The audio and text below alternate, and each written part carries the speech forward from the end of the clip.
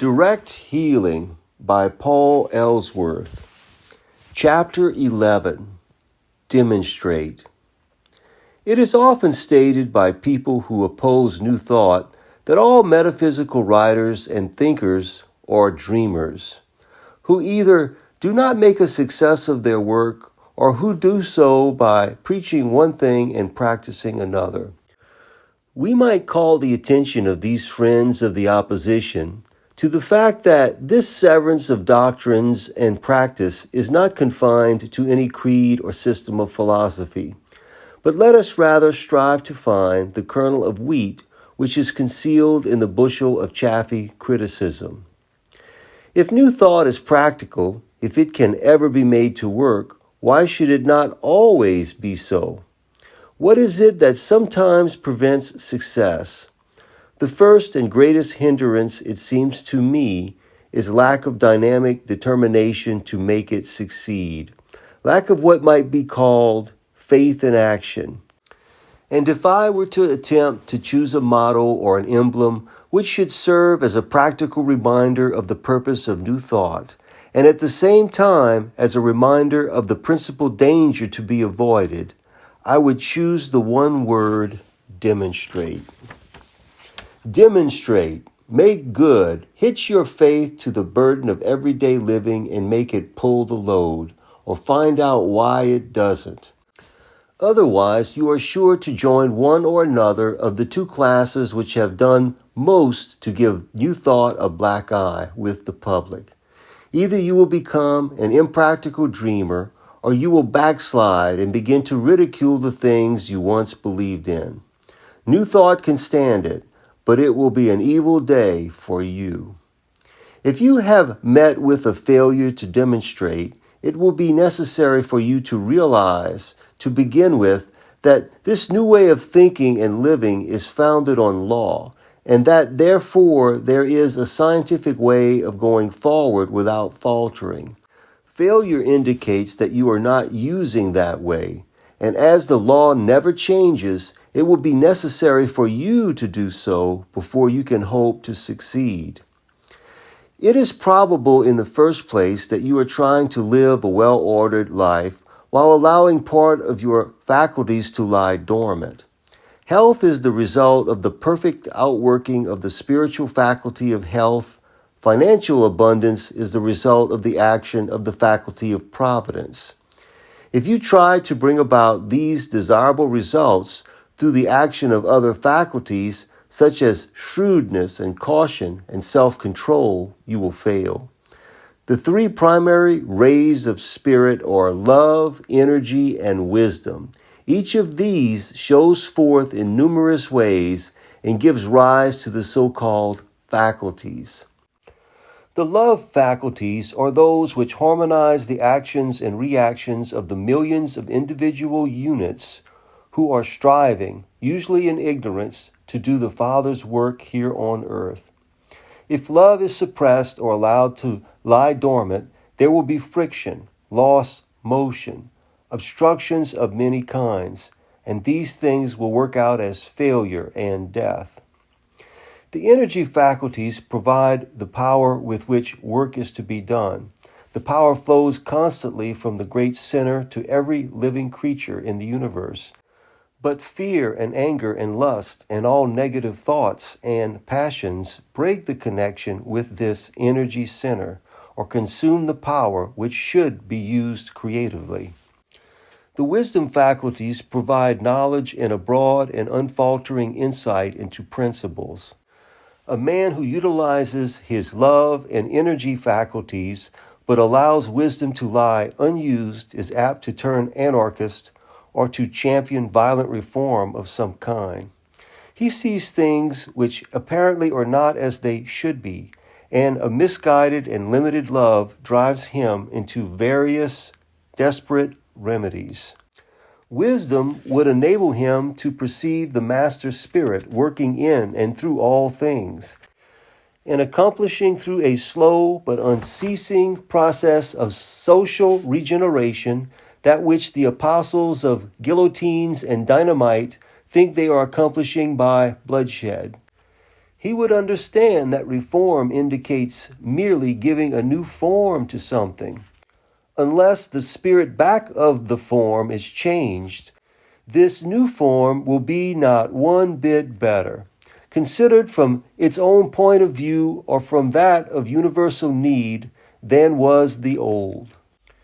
There are a few concrete and typical mistakes which hinder demonstration and which are so common that they are worth calling attention to. One of these is what might be called the tendency to become fixed.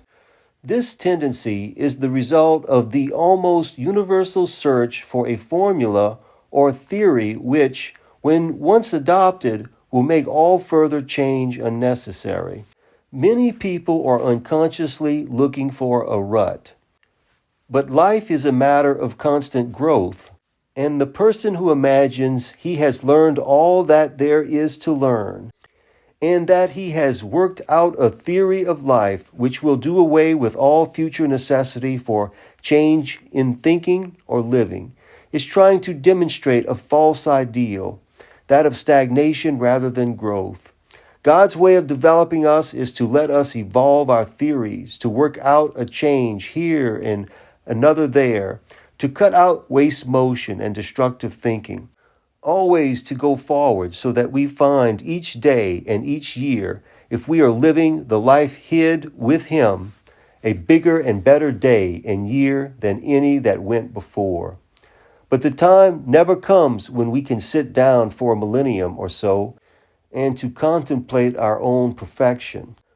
Our accomplishments and virtues are always comparative rather than superlative. And so I would ask you to guard against this desire for stagnation.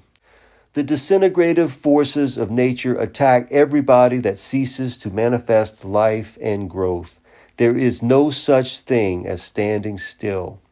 A second barrier in the way of demonstration is the inability to forgive, or to state the difficulty more correctly, ignorance as to how to forgive. Yes, I am getting back to that old subject of practical love.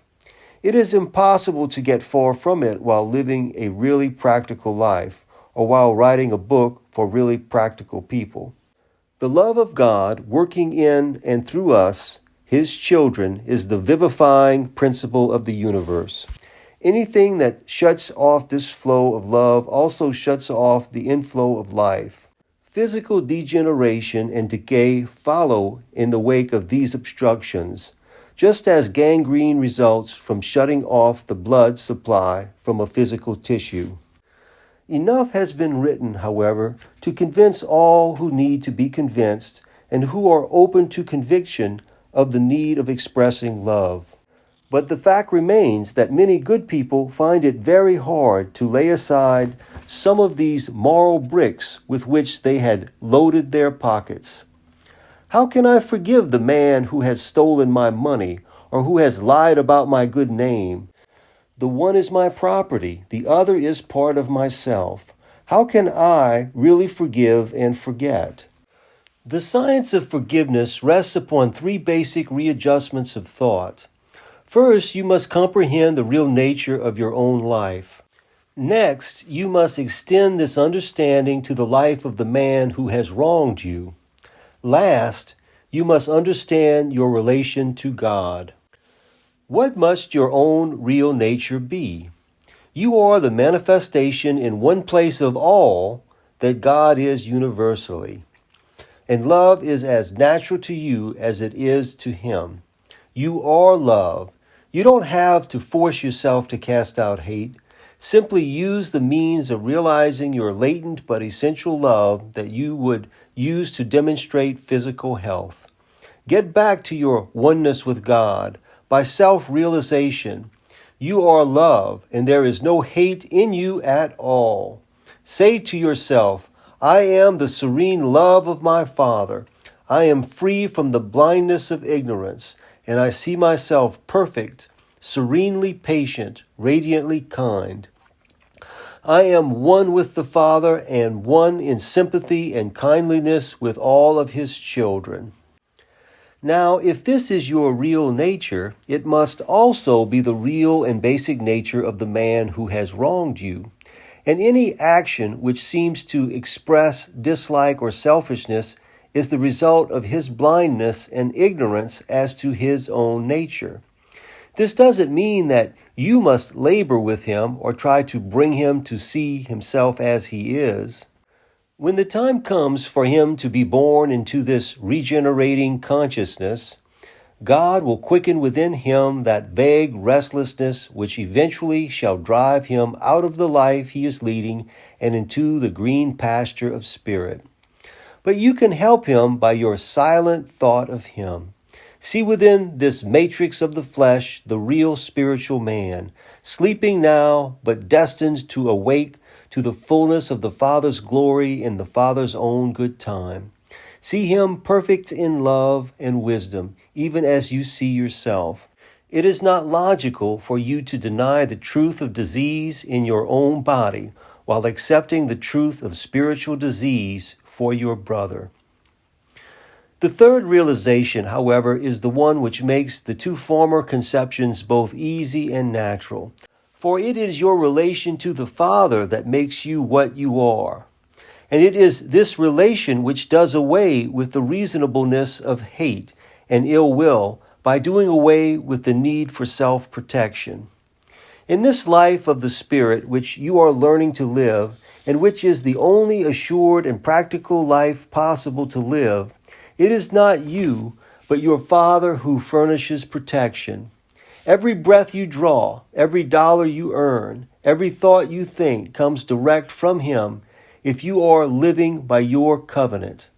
This does not mean that you are an automaton, but it does mean that you are learning to do your part of the work of creation perfectly by ceasing to interfere with those parts which are none of your business. And this matter of protection against robbery or defamation is not in your department. You don't need to turn your hand over to protect yourself. The realization that I and the Father are one will take this burden utterly off your shoulders.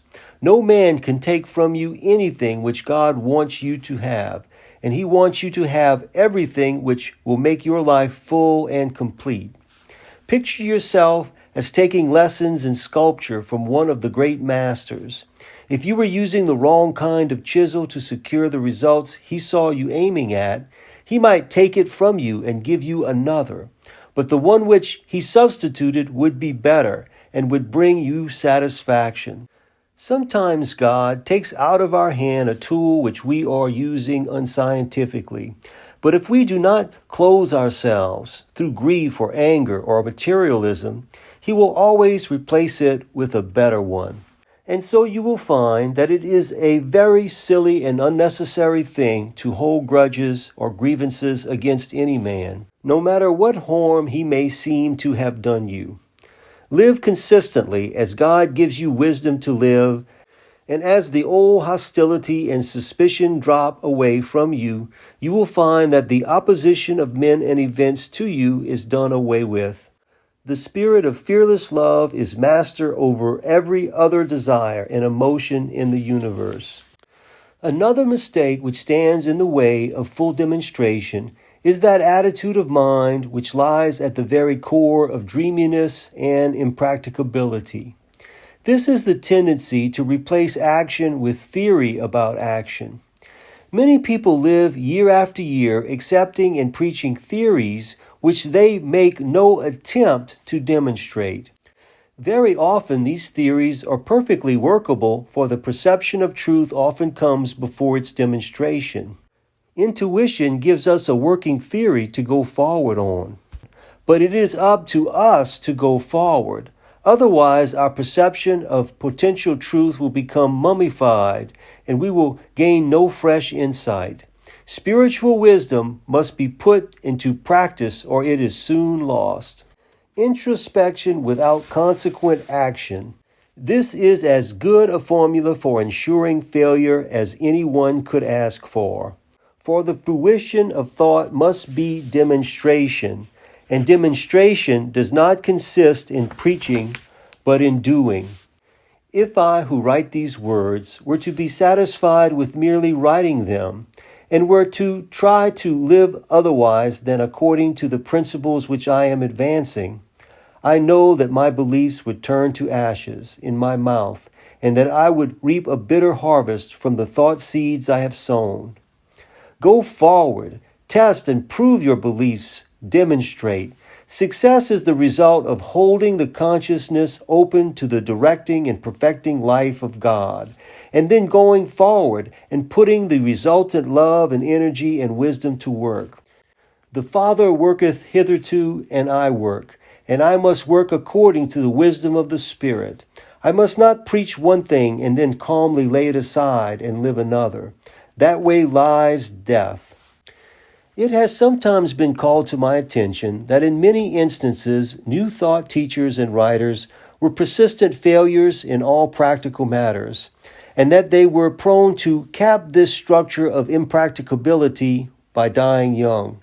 I am afraid that sometimes this criticism is founded on truth, for I have seen something of the working out of this theory building, without the practical checking up which an insistence on demonstrating assures.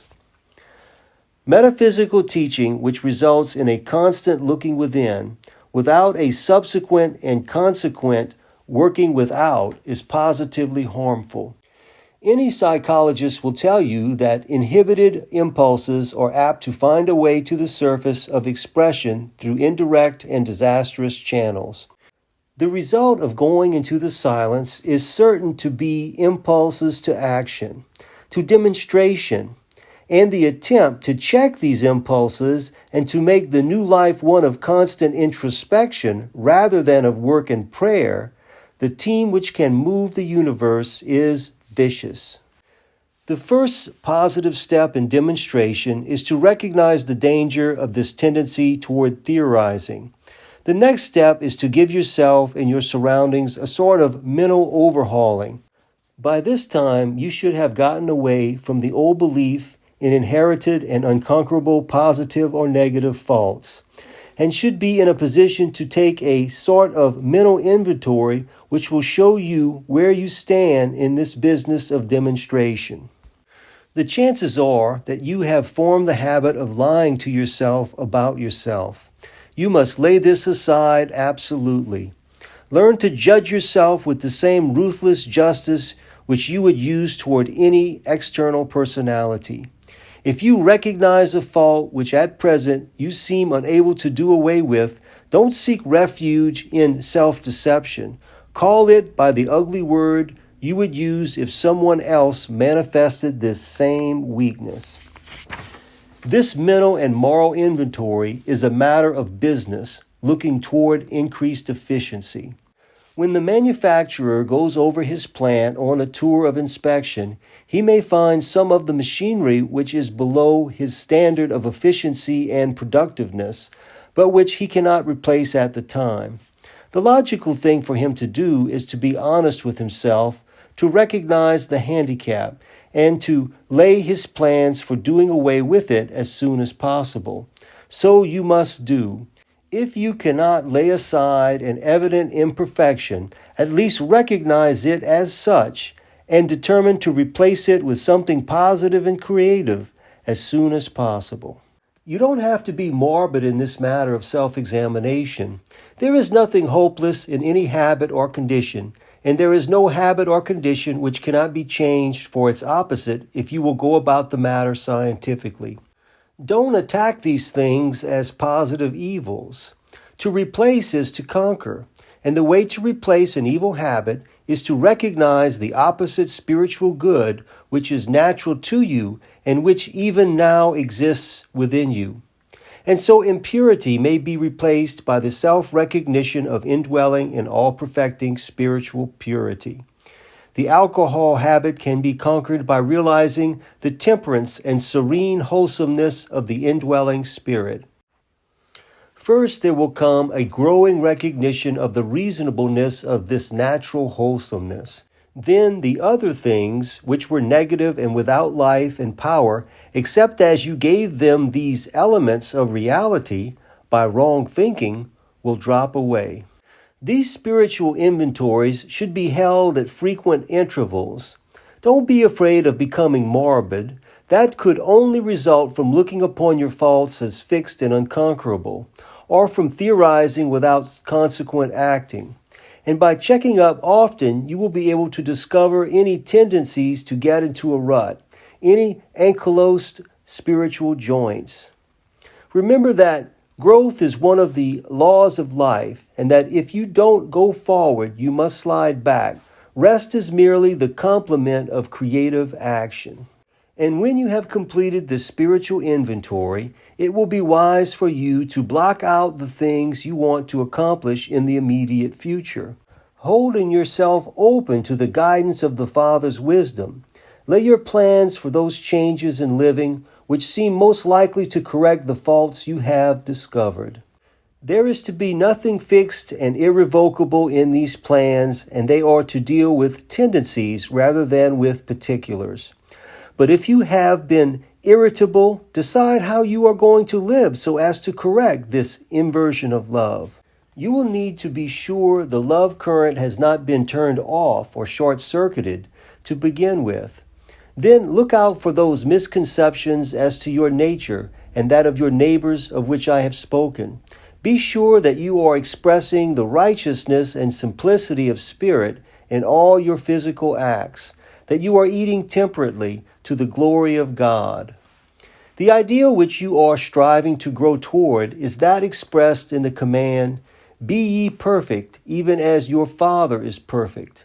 Anything which evidently does not measure up to this ideal must be laid aside. Often these changes must be accomplished by growth, but they will never be accomplished at all if you are satisfied to believe one thing and live another. Hitch your living to your thinking and study the results. Insist on manifesting that light of the world which you are, and always remember that if you try to preach new thought and practice the old doctrines of hate and revenge and limitation, you will fail just as surely and probably a little more swiftly and conspicuously than you would if you had followed the carnal life in every department of your life. End of chapter 11 of Direct Healing by Paul Ellsworth.